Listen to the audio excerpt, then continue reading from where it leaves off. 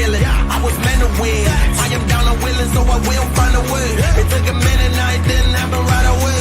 When it get hot in the kitchen, you decide to stay. That's how it winners made. Stick a fork in the hater on my dinner plate. I walk into the fire like it's just a bit of flame. I switch my style up, watch the money pile up. I'ma get rich with life.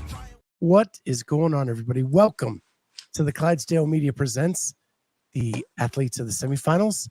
We are West Coast classing it this week, and we have Alison Scudds with us. Allison, what's going on? Hey, not too much, just my rest day, and I'm happy to be here to chat all things life and semifinals with you. Yeah, you are, of course, one of our favorites. You are hometown girl, Columbus, Ohio native. That's right. You know, that's why we root hard for you and follow you so closely. Thank you. Got to represent. Yeah. So I'm going to dive right into it. I have notes. They're in no order, no format. We're going formatless. We're just going to bounce all around. Love it. Okay. So I'm going to dive in real quick. Last time we spoke was at semifinals. Yep, I remember. And it was a tough weekend. It was. And what it showed me is how much this stuff means to you. Right? Yeah. Like it. Can you describe, like, is it your competitive nature that you just love to compete, or is it something bigger than that? I think it's a little bit of both, and it's kind of crazy, you know, like we're almost a year from that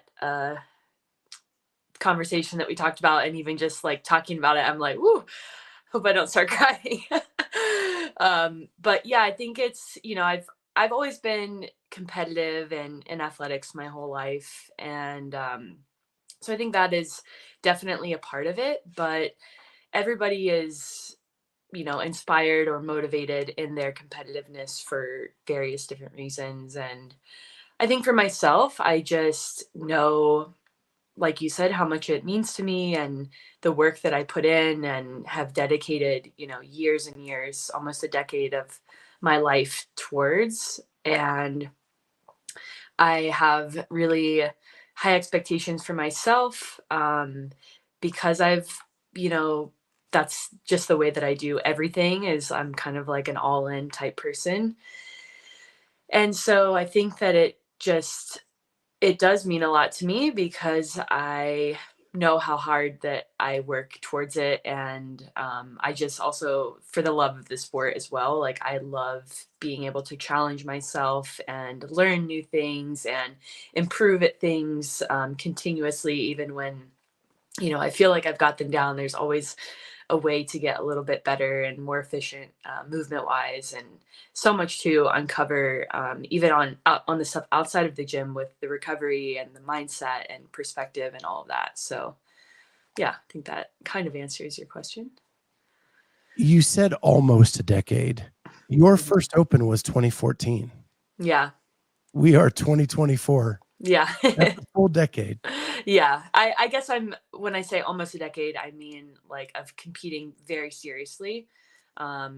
Like many people, when I started CrossFit, I wasn't competing super seriously, but unlike a lot of people, I also knew that I did want to compete. Like that was one of the things that really motivated me. The first time I ever saw CrossFit was at Wadapalooza, and I saw, you know, people competing. And like I mentioned before, I come from a competitive athletics background, and I knew right away, I was like, I want to be out there, like on the floor doing that. And so, yes, it has been over a decade of doing some sort of CrossFit. This semifinals will be my 9th individual appearance. So from 2016, when it was regionals, including the weird seasons where it was sanctionals there for a little bit, but every year I've competed at this level. You came into the sport surrounded by that Miami hotbed, right? Like Keto and Noah and all of that. Yeah. They kind of have that as well. They have that same desire to continue to compete. What was it like at the time when you guys were training together? I think it was just like I was very lucky to have found, Peak 360. I'll include Dylan Militsky in there as well. Some people know him. He's I think the president, or I don't know his exact title at Loud and Live now, but he's helping run all of those events. And we were Dylan and I were really good friends. And we knew each other through school and were resident assistants. And he was like, "Oh, I think you'd really like this like CrossFit stuff." And he was the one that invited me to come check out Wadapalooza, which was at the time run by Guido, which Noah was competing, and I believe he won that year as well.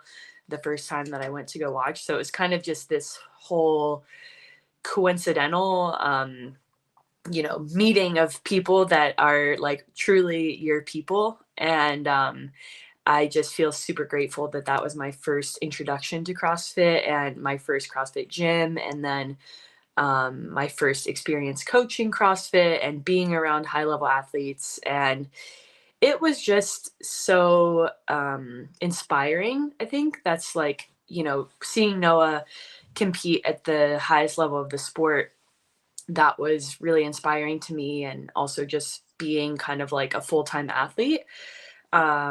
I really admired that. And, in my summer breaks from college, I would kind of like live that life a little bit. Was always still working like here and there. But I remember vividly one summer, I think it was between my junior and senior year. I stayed in Miami and I was training all day. We had like a big group of people training. And it was just awesome. Like you would go in the morning and crush yourself and come home and like rest and eat and then go back to the gym and do it all over again. And I just loved that lifestyle. And I was really excited by the prospect of being able to do that once I graduated. And I mean, Noah, I think, was probably one of the only people that like I was like, I want to do that. And so kind of just like trying to like model what he was doing in a sense. And that's what really encouraged me to take the leap once I did graduate into trying to be a full-time athlete in the CrossFit space. But yeah, it was just very supportive, uplifting environment. Everybody was trying to get better and better those around them. Guido very much led by example. And I think, in those types of environments, you need that strong, leadership from the top. And his thing was iron sharpens iron. So the better that I am, the better that you're going to be, the better we're all going to be as a community and as individuals and as athletes and as humans. So it was very strong leadership and just focus on, character and also just being a good athlete. Did that set expectations that were appropriate, or were you going to set those expectations for yourself regardless? Can you elaborate a little bit more on what you're saying? So you're around Noah, who wins Wadapalooza, Yeah. who like jumps into space, competes with Rich Froning and competes with him, like hits the scene, balls to the wall, right? Yeah. Now you're kind of following in his footsteps. Did that set an expectation that that's what you wanted to do, is immediately jump into and be as competitive as Noah was? Or were you going to be that way whether Noah showed you that or not? I think I was going to be that way whether Noah showed me or not. Just before I was even really close with Noah, that was when I saw CrossFit and, saw Talina Fortunato like crushing bar muscle ups at Wadapalooza. And I was like, I want to do that. I want to be out on that floor and being like a badass athlete, like I'm watching. And so that was kind of like self, I guess, expectations. And like I kind of mentioned before, just, if I'm going to do something, it's usually all in. Yeah. Corey Leonard corrected me. Noah always hits the ground running, sprinting really way too fast. Hey, I think that he's kind of, in his years have learned to pace. And I think he was kind of like known for coming out hot and stuff, but you can't deny he's an incredible athlete and a legend in the sport. Andrew Sten says, I hope Allison gets over the hump and makes the games as a competitor. Enough with the demo team. Thank you, Andrew. Appreciate it. John Jenkins, let's go Scudds. Such a great person, very humble, ultimate encourager, and great. Thank you, John. Appreciate that. I didn't even realize we were live. This is awesome. Yeah, we're live. We're live on 4 platforms. Okay. Facebook, X, Twitch, and YouTube. Let's go. So, another thing I want to talk about is you always have a smile on your face on the floor. And what I think I love about you the most as a competitor is when I'm at Wadapalooza and a good Journey song comes on and you are belting it out with everything you have on the floor while holding a barbell. How important is music when you're working out? That's a great question that nobody has ever asked me before. And I think that, you know, for me, music is super important. My dad was a musician and both my parents very musically inclined. And I think it's just always been a part of my life. And I think it's kind of one of those things that you just kind of assume is like the same for everybody. But music is super important, and I feel like I develop like very strong emotional connections with particular songs, and just I use it to manipulate my energy levels, and I pretty much always have some sort of like music, or even if it's just like ambient kind of stuff. That I use for, you know, down regulation, or when I'm getting ready to go compete, or the morning before the open workouts, like I'm getting something on that's like making me feel like excited and happy. So yeah, it is very important to me. So now's the tough part of the question. If you could only have a 3-song playlist, Oof. What are the 3 songs? For every part of life, or just working out? We'll go working out. We'll make it a little easier. Okay.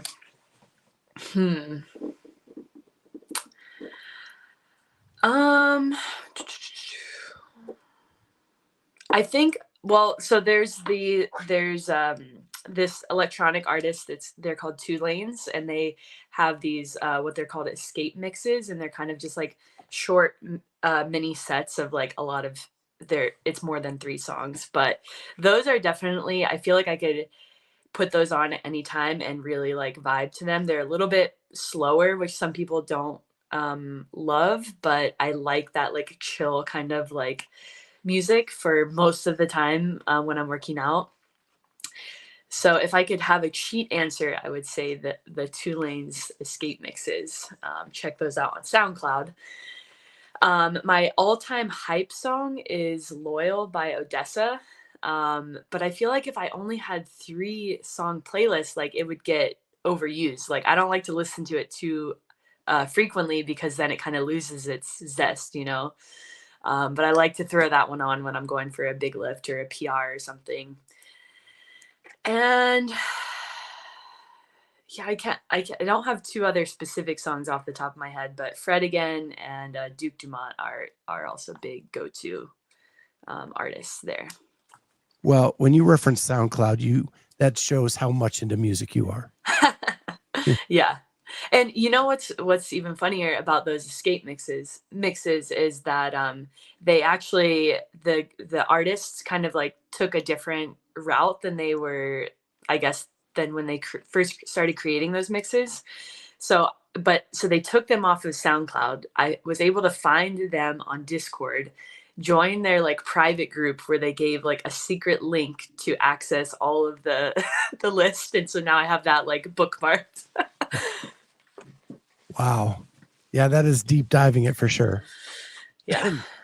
Yeah, I'm the other direction. I have gone back to vinyl. Okay. And so can't play that when I'm working out, but like I collect vinyl. My daughter got me back into it. We go to record stores and dig through old records and stuff like that. And Yeah. and so like nothing is like, I do have Spotify, but like nothing is, you can't compare. Yeah. But when I first started podcasting, I was on SoundCloud. That was how my platform. Nice. And I saw all the other artists trying to get their stuff out there. So Yeah. So with this, the preface that you love to have a good time on the floor, you are actually selling some merch as a way to kind of help support yourself, get you to semifinals, all that stuff. I'm going to share my screen. Oh, And let's go. It falls in line with It's everything perfect. there. Uh-oh, where did it go? There, I got it. Okay, boom. Yeah, so I designed a couple of t-shirts here. Obviously on the back of the Scudds one, it says it doesn't have to be fun to be fun. And that's just a quote that's always resonated with me. And it really just means like your perspective on what's going on can really impact like your experience. So, you know, a lot of the times when we're doing a really tough workout, it's like, oh, this is like very painful. It's uncomfortable. And it's in those moments that I try to be like, this is awesome. Like how lucky am I to like have this experience where I'm like just deep in the pain cave. Like you have to really earn that experience as well. And I love to just like kind of like laugh at it, just be like, this is kind of silly and crazy, but it's fun too. And so that's where that one comes from. And obviously has my name on the front. And I wanted to design another option for people. Before we get to the other option. Yeah. Go ahead. So the silhouette of you. Yes, that is of me. Yeah. Right. It is also your profile picture on Instagram. Mm-hmm. Yep. Where's that from?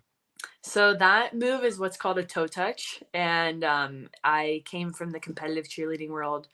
And part of the sport is different jumps. So that is one of the jumps that they do in competitive cheerleading. And I kind of forget that people, you know, that I'm pretty far away from that history of myself now. But when I was actually talking to the guys Sherpa Works who were making the shirt for me, he was like, oh yeah, the gymnast logo. And I was like, that's a picture of me. He was like, oh, that's cool. So yeah, that is an actual photo of me. Yeah, it's so cool. Yeah, and you were an all-star cheerleader here in Columbus, Ohio. Just yep, everybody remembers. That's where I started off. Shout out to Step One All Stars. Whoop! I clicked on there it. There you go. Yeah, and so I wanted to design a secondary one for people who wanted to support me, but it wasn't necessarily like, you know, my name plastered all over it, for people who, you know, maybe don't know me or want to wear it, you know, outside of just supporting me for semifinals.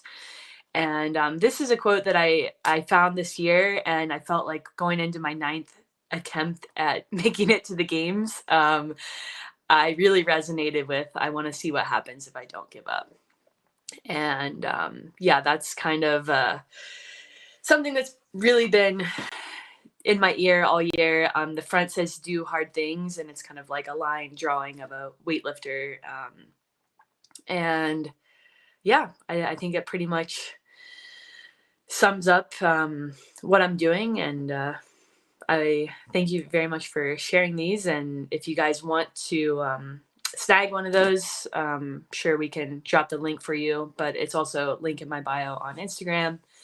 And we also did a couple little stickers with each of those designs as well that you can add on there. But yeah, all the proceeds go to help me get to semifinals and pay for the registration, Airbnb, gas, and all that good stuff. Oh, and if you order before Wednesday, I think they're guaranteed to get here before semis if you're happening to come on out to Carson. Are you coming out this year? Well, it's funny you mentioned Dylan. I just talked to Dylan today. Okay. I just got a verbal approval for media credentials today. Nice. And now I got to figure out, can I afford it? Yeah. Yep. So that is my evening plans. Cool. So this is SherpaWorks.com. And they have a collection, Scudds, and you can go check it out there. And it's actually a perfect segue to something on your Instagram, that shirt. And that is, I have your Instagram here. You have like a little collage of all the years. Wrong one. There we go. So 2016. These are all the years you've attempted to make the games. Yeah. And that's 17? 17. Yep. The infamous no barbell year. 18? Yep. I love the hair changes.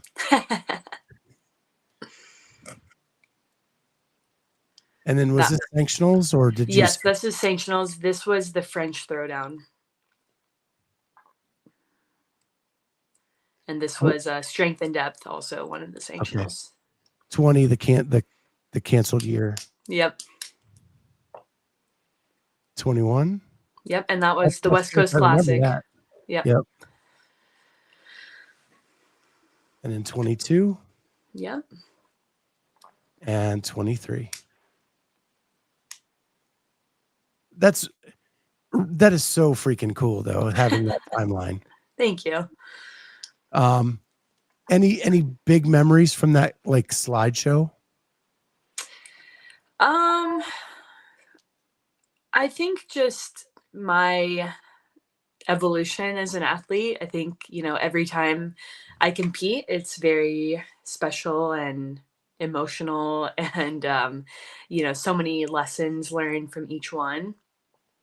That is really the compilation of what makes me up as an athlete and person today. So just grateful for all those experiences and memories. So what's funny is I think this is where I've met you for the first time.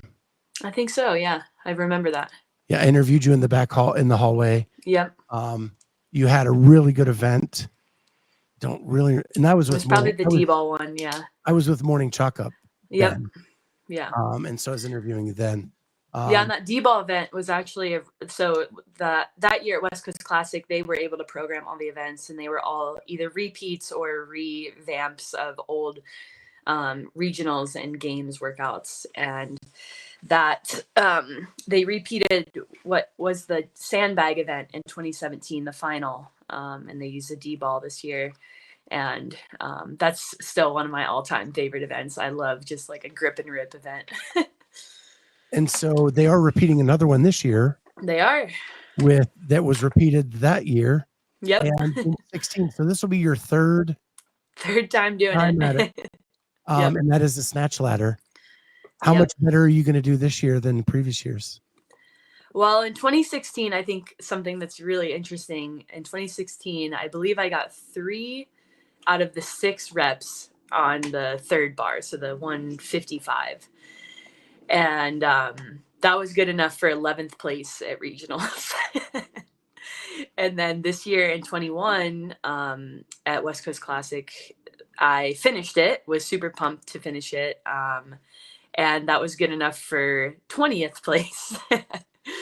But yeah, I've definitely, if you haven't been following my journey at all, the last year I put on about 10 pounds of body weight and have really been focusing on my weightlifting and strength. And so I'm really excited to get another shot at it and hopefully improve my time. So I want to get into that change this year. Yeah. Just to finish up West Coast Classic, that first year, I had dinner with Justin on the Monday after that. Okay. And he told me that day that he was in talks with you to come to Underdogs. Yep. Right after that weekend. And the rest is history. Yeah. How big of a move was that for you? It was not that big of a move. I mean, I think it was, as far as like, it just felt like what I needed to do. And I think I'm very much live my life trusting in that intuition that I have for myself. So I basically, in 2020, I was training alone in my garage and not even at like really a CrossFit gym anymore because of all the shutdowns. And it was tough. Like I was pretty much just doing my own programming and just very disconnected from any type of like community. And I was really good still really good friends with Bethany. But at the time I was like, hey, can I just come out and visit you? You guys look like you got a good crew there. And just want to kind of like shake things up a little bit. I've always, kind of going back to my peak 360 days, like always valued that community and people who are better than me, pushing me to, become the best athlete that I can. So I went out and literally it was such an awesome, like, welcoming experience. Everybody was super supportive and it was just it was like exactly what I needed at the time. And one day into the trip, with no intentions of like this happening before the trip, I called Raf, my partner, and I was like, hey, so I think we need to move to Vegas. And he was like, oh, okay. And it was just one of those things that just felt like that was the next move that I needed to make. And yeah, really, really grateful for my experiences with Underdogs and with Justin. So you bring up Raf, and I love Raf. He did or Raf, right? Raf. Yeah, either one. Okay, and he did some commentary work for us at the 22 games. Mm-hmm. Him and Mitch, we had them on doing some stuff, and he actually had his wisdom teeth pulled and still came on our show. About that. Forgot about that. Which was hilarious. But my question to you is, now your partner's competing on the same weekends you are on a team. Mm-hmm. Does that complicate things? Does it make it easier? I think it's about the same. Before he did team last year, we had done some competitions, like both competing individually as well. And so I think it's just something that was pretty normal. Obviously, if he wasn't competing, he could be there, to be, everything helpful that I need. But he still does an amazing job of, helping me and supporting me, even when he is competing. And so I think it's a net positive either way. And yeah, just both of us having each other to support each other, whether we're competing or not, is always great. And then, like last year, his team makes the games, and we've already talked about the emotions you were going through. Does it help you get over that when you see him have the success? Yeah, for sure. I mean, it's like his success, I feel like, is also my success, and just being super happy for him to, live his dreams and get to be there to support him. So I think it's still, like, it's very separate. Like, I can be feeling both kind of things at the same time, like disappointment for myself and also happy for him and his dreams. Yeah. So you talked about this last year, putting on some weight. Didn't notice the weight being put on other than your barbell. As following you this year, it lifts that you haven't PR'd in several years. Yep. So what does that do for your confidence going into semis this year as opposed to the last couple?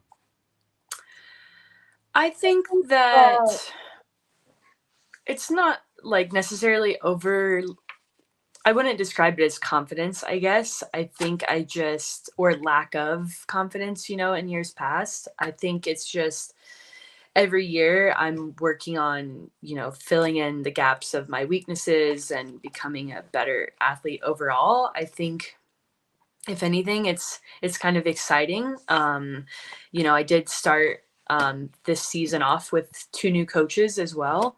And so just like a slightly different, programming and training and peaking philosophies. So I'm just really like, after quarters, especially with like, there was a heavy barbell event there, which I felt like I really surprised myself on. So I'm more so just excited to see what I can do. And, I am confident in my preparation as far as like doing everything I can to show up and be the best athlete that I can. But I think, something else that I've been really working on this season with my mindset is just like accepting however good I am is how good I am, and not trying to like force confidence or force being better than I actually am. And just kind of letting it rip at semis and having a good time and seeing what happens. Yeah, maybe confidence was the wrong word. Like, I started CrossFit in 2011. A PR is few and far between. Yeah. This far in, right? Yep. You know, Yeah. you've been doing this since 14, maybe Mm-hmm. even a little bit before. PRs are hard to find. Yeah. And when you're hitting a couple of them in a row, Mm-hmm. like, you We're take a doing step back something and you're right. like, wow, like something's Yeah. happening. Yeah, for Yeah. sure. And I think, like as cliche as it is, like, progress isn't always linear, and, PRs don't necessarily mean like, that I'm going to perform better at the semifinals or whatever, but it's just all these like indicators that we're doing something right and we're on the right track, and moving that needle in ways that I wasn't able to the last few seasons, hopefully.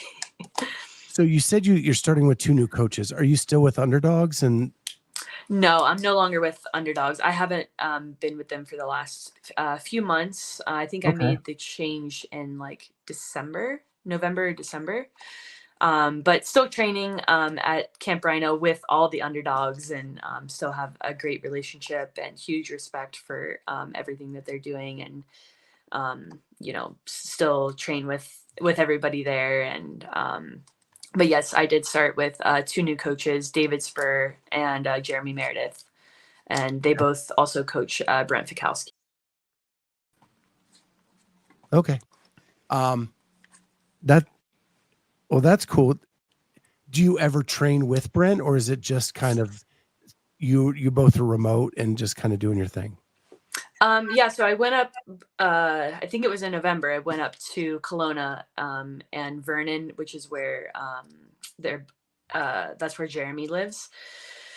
And so I was training with Jeremy and had a few sessions with Brent when I was up there. Wish I could train, more frequently with him. He's awesome and has always been like an inspiration to me.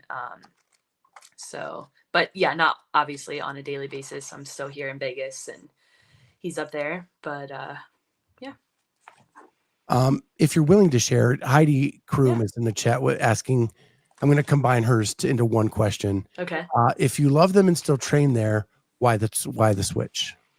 Yeah, that's a great question. I think, as a competitive athlete, you kind of have different needs at different times. And I ultimately just felt like I was needing something a little bit different, kind of like fresh pair of eyes. And I think just as far as like moving logistics, like it's a little bit harder to like pack up your whole life and move somewhere. But was really just kind of like I'm a very like analytical type of athlete and very technique focused. And I felt like I was missing that a little bit. And I think you can still love and respect people, but just figured that I needed something a little bit different for to get me to where I wanted to go. And yeah, that's kind of ultimately why I made the change, just looking for new set of eyes and different perspective. And I think, I've had a handful of coaches through my CrossFit career and even, through other sports in my life. And I think you can always, you get a ton of value from everyone that you work with. And it's just kind of like your job to keep accumulating that and keep asking yourself the questions like, what are my needs as an athlete? And are those needs being met? And if not, like, how can I get those needs to be met? Because I think there's a lot of like buy-in as well. Like if you don't believe in like what you're doing, then it's kind of like that self-fulfilling prophecy as well, right? Like you need to feel like you're getting what you need, even if it's, might not be actually what you need, I guess. So my follow-up to that is, why them? Did you see something that Brent was doing that fit what you wanted, or did you shop around a little bit, talk to It some was people? honestly, it was a very organically the way that it happened. I wasn't necessarily shopping around or even looking for changing things up. I think just at the end of the season, I was kind of like, I had already decided that I was gonna like, I was determined to gain weight and gain strength. So I was kind of looking for like maybe like a strength specialist. So I was talking to a few different coaches. Jesse Burdick helped me a little bit. One of my friends, Josh, just like a few perspectives on just like strength and like what people thought was like the best move there. And I actually reached out to David, who's my coach now, and him and I have been friends for years. I met him back when I was before even the West Coast Classic. Like he was like working for Brute at the time and under Nick Fowler. So him and I had just become friends through that and had maintained a friendship and, really respect him. And I actually reached out to David and was like, hey, do you know of anybody who might be able to like, kind of like just give me some advice or advise on my programming? And he said, the smartest guy I know in strength and conditioning is Jeremy Meredith. Like, I'll set you guys up on a call and just chat with him. And I just had a call with Jeremy, and he was just like, I had never met a coach that spoke to me like Jeremy did. Like, I just felt like he really knew what he was talking about. And not that other coaches don't know what they're talking about, but he just had this way of like, he was clearly very smart, but then he was able to really translate that into like what I needed to do. And I felt like it was very specific and it made sense. And it was something that things that no other coach had noticed or like had told me before. And so I kind of just like I had a couple like weekly check-ins. Like he would give me homework and then he'd be like, okay, let's check in the next week. We started doing that. And I was like, hey, like you need to like be my coach. Like I need to like hire you. Cause like he was just giving me so much value and just kind of like reigniting my love for training, because I felt like I had these things to work on that nobody had really noticed before or had like, oh, like that's something like, I think it's easy to see like me move and just be like, yeah, you move really well. But he has like this very specific eye for things that it's like, yeah, you move well, but like you need to like, these are areas that you can like actually improve on. And so that was just a very organic, like natural fit. And I just really loved what I was getting from him. That's why I went up to visit him and train with him in Canada. And I kind of pitched to him like, hey, I'm really liking what we're doing. Like, is there any way that you can kind of like take me on full time? Because at the time it was kind of like he was advising some of the stuff that I was doing with Underdogs and with Justin. And then he ultimately, I don't think he has like a gym that he owns and a family. And I don't think he had like the bandwidth to fully take me on, but he had his partnership with David that they do with Brent. And he was kind of like, I think we should just do what we do with Brent. Like I'll continue to advise, do like the strength and the Olympic lifting and, breathing. And, he knows a lot about everything. So, and then, so that's when I officially started with David, talked to him, and that was kind of like a no-brainer just because we had a friendship for years. And yeah, and I've also been friends with Brent for a while, and he's always been like an inspiration of mine. So that was just great. It just kind of like all happened, right time and right place. Wow. So learning so much on this episode. Yeah. Didn't even know we were going down this road. So yeah. And like I said, it was kind of the thing that just, again, is like a theme in my life of like just intuition. Like I felt like I needed something a little bit more technical in what I was doing, which led me to Jeremy, which then led me to David. And that was just, it wasn't something that I was necessarily searching out, but it felt like something that I had to do and it felt right. And so I'm just going with that and trusting it. And it's been a great season so far. So Denise, legend 65 plus champion, she has a comment and a question. Okay. That's very smart. Every coach brings different skills to the training. Yep. And then she So says, true. now that you put in more time weightlifting, do you love weightlifting more? I think I've always loved weightlifting and all aspects of CrossFit. They're so challenging and you're never really there, you know, no matter how much you practice and everything. And, but I think the biggest difference that I've noticed these past few months with my weightlifting is I actually, you know, going back to the confidence thing, I do feel a lot more confident in my weightlifting. Like, I feel like I was doing a lot of like pull and pray before, and I moved, you know, generally well. I have good mobility. I had okay, like strength base. And so that kind of like, I felt like got me by for quite some time, but I wasn't like significantly improving. I was and doing a lot of like intentional technique work. And so I think that the really big emphasis on that this off season, just spending like hours on technique and like very light weights and really dialing in like how it feels. I've developed like a confidence in like I know what I'm supposed to be doing and I know how to do it. And like obviously, you know, still fail lifts and stuff, but I feel like when I do fail, I'm like, oh, I know what I need to do to like not fail it again. Or I know like specifics of just more tools for the technique. So you've said multiple times you move well. It's obvious because CrossFit picked you to be the face of movements.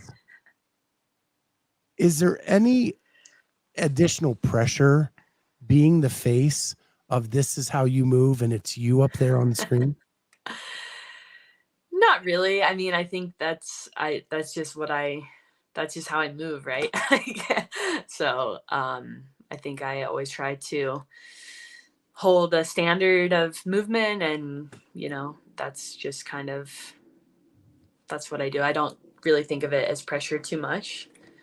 I was thinking as the penalties were being leveled, you know, and you're the face of the movement. Would it be a big hit if you got a penalty for movement standard? I think yes, but I think that's any high level athlete, you know. I think, you know, there's nothing special about me necessarily that they use me for the movement library. I think all the high level athletes tend to move like fairly well. Otherwise they wouldn't have, you know, it's more efficient to move well. And 500 it's, penalties say something else. yeah. And, but I actually did. I mean, I received a major penalty 2 years ago when they did this. It was pretty much this. People, I thought it was interesting this year. People were like, "Oh, they're doing things so differently this year," and it's like, no, they're not. They've always done this in quarterfinals, and I used to call it the pistol gate. It's like joke, but yeah, I got a major penalty in the pistol workout, and yeah, of course, it doesn't feel good, and like you know, and I think I can, like, I wasn't penalized in the step ups, and maybe, you know, the pistol experience kind of did help me learn that lesson of like, there are certain movements that are easy to get in the gray area when you're trying to move really fast, like opening up your hips totally. And especially like my posture in general is a little bit like arched. And so even when I feel like I'm standing up straight, my hips aren't all the way open. I have to really make like an extra effort. So I can definitely empathize with the athletes that did get penalized for that. Yeah, it was a tricky scenario for everybody, I think. So I've thought about it a lot, and I kind of think it was like the perfect storm of coincidences that led us to what happened this year in the quarterfinals. So my argument, which is very different than most of the world, is that it's what CrossFit needed. I've too many times seen good movers not make it to the next level because someone submitted a shitty video. And then they get to semis and they don't have the capacity or the skill to do the Yeah. movements at semifinals. And Yeah. then we're forced to watch a first heat of people who can't do the movements. Yeah. Right. Yeah. And I think that CrossFit should lean into it and keep going forward, but give themselves more time to review all the videos, not just one. Yeah. Yeah, I think that's true. And I think the biggest issue this year was like the size of the penalties.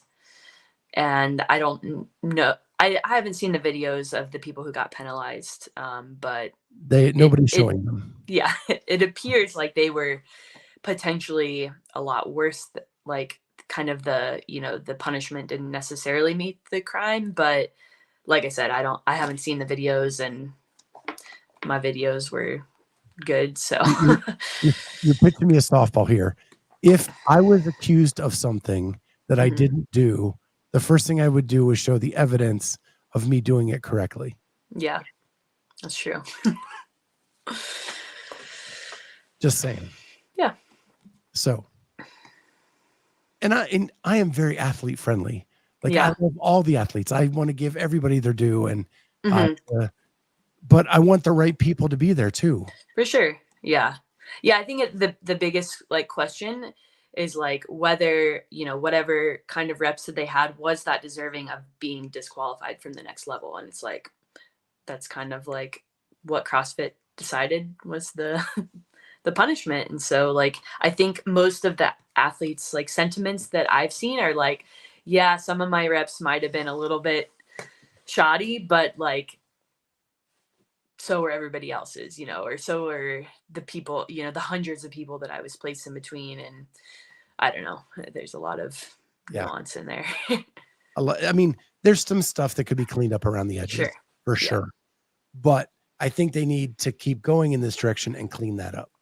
Yeah. And I think exactly what you're saying. It's like, if you're going to hold the standard for like one specific movement out of all the workouts, like if you're able to, like, I get it's like a manpower thing, but try to do that for all the things then, if you're really trying to send a message, because it's kind of like almost unlucky, right? Like if other athletes were skirting the lines on other movements that didn't even get looked at, then that's not really fair. But yeah, especially like the handstand push-ups, the muscle ups, and the clean and jerks should have all been reviewed on 3 and 4.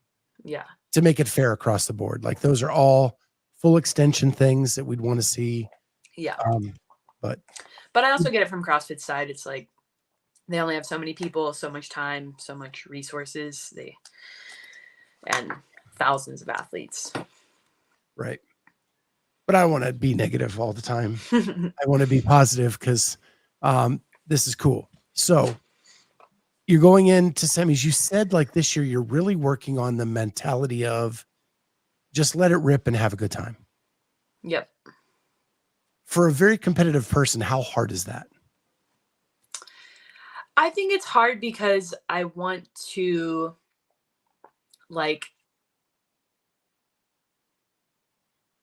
I think everybody feels a sense of like, hey, I've worked really hard. I deserve something for that.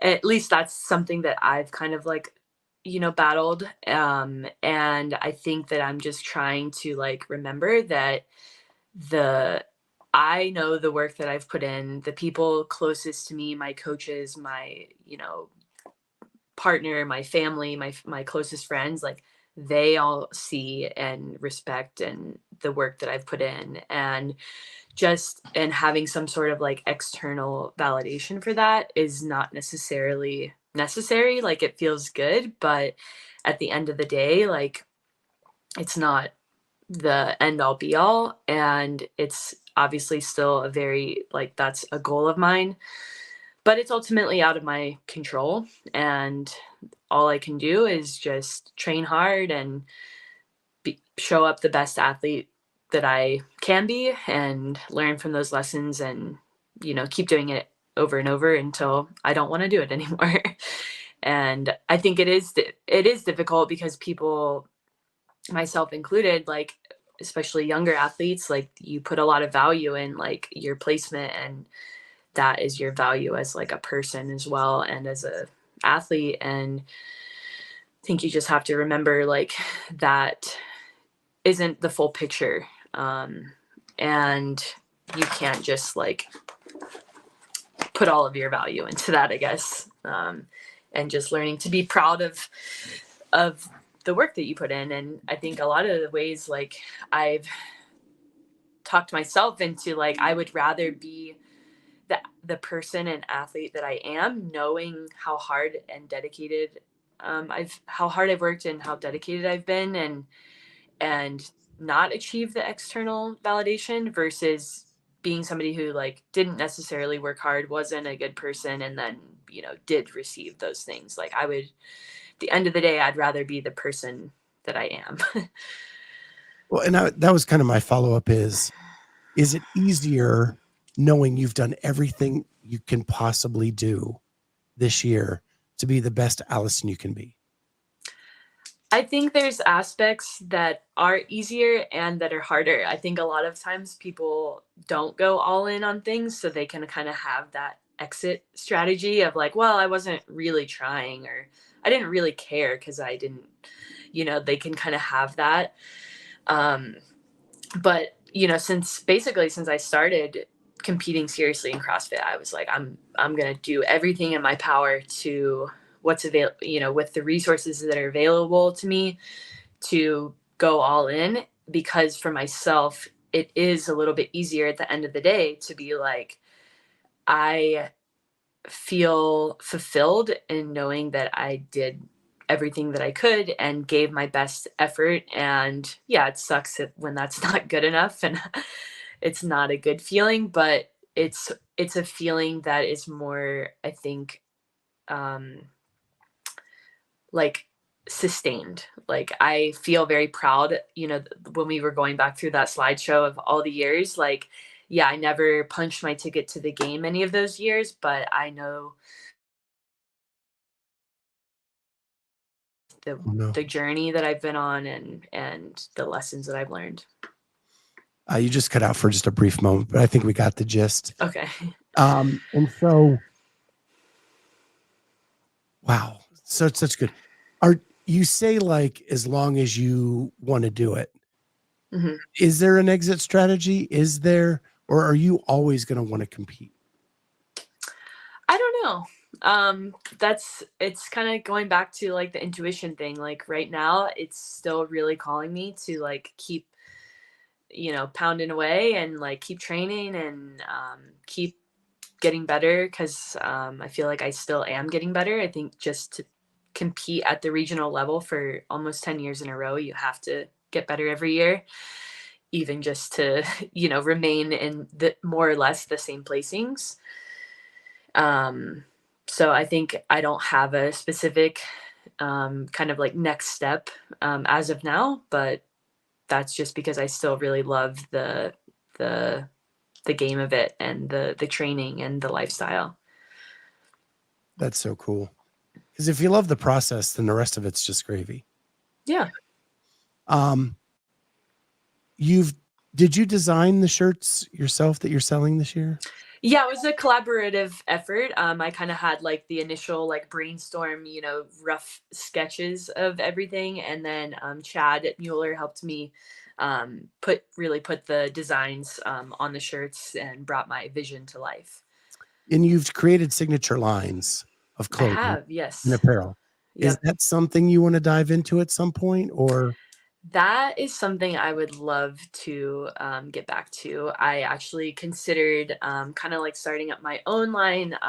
This was like an uncovered passion of mine that I found when I was doing that, designing clothing, like athletic clothing for women, to really like help them feel like they look good, but also like can stand up to their like tough workouts. I just loved designing those and bringing those to life. So I would absolutely love to do something like that in the future. I definitely have that like creative side of me that, and like the entrepreneurial side to like create stuff and put it out there. Haven't had the right opportunity to do so yet, but if anybody has any ideas, hit me up. So you're looking for any like apparel companies that would like to collaborate. Yeah. Yeah, that'd be really cool. Yeah, because I think just for where I'm at right now, like the prospect of like doing something ground up all by myself is just not realistic with the time commitment of being a full-time athlete right now. You graduated from the University of Miami? Yes. What was your degree in? Biomedical engineering. 2 left turns from there. Yeah, we're nowhere near that degree anymore. Nope. But I think, it's really about the character type that it takes to get a degree like that is very much who I still am, and I take with me through everything that I do, of just like, I like doing really hard things and seeing if I can figure them out, and I want to see what happens if I don't give up. I mean, I'm really nowhere near my degree anymore either. So that, I mean, like I think college is just a test. Can you get through? Yeah. Can you make it to the end? If you can, we'll give you a piece of paper. Good luck. Yeah. And it shows you're probably really freaking smart. Thank you. Well, this has been awesome. I'm not gonna push anymore. I think this has been an amazing interview, and I was only supposed to go 30 minutes, and we're at 56. So I'm gonna let you have the rest of your rest day back. As always, Allison, this is just, you're always amazing to have on. Thank you so much. I appreciate it. And thank you to everybody who was watching live and asking those questions. That was super fun. I always love to interact with people following the sport, following me. So please, slide into the DMs whenever you have any questions about stuff.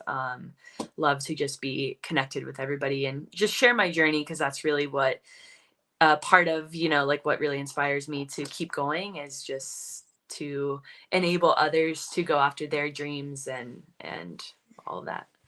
And Denise, more to leave you with this, just to let you know, most of us 60 plus women's athletes don't care for booty shorts.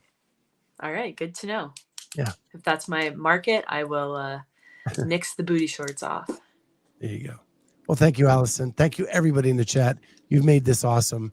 And we'll see everybody next time on Clydesdale Media Podcast interviews the athletes of the semifinals. Bye, Thanks, guys. Scott.